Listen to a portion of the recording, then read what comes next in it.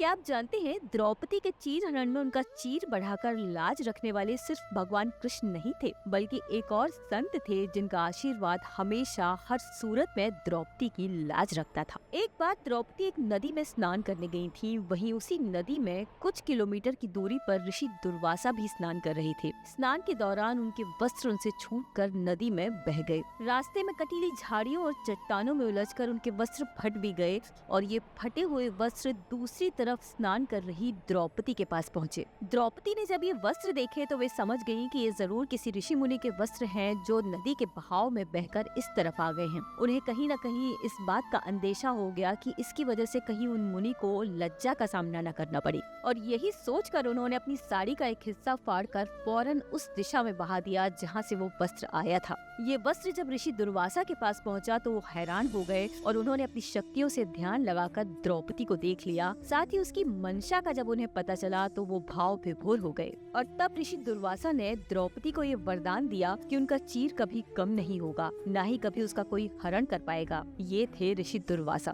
तो कान्हा के साथ साथ ऋषि दुर्वासा ने भी द्रौपदी को विशेष आशीर्वाद दिया था।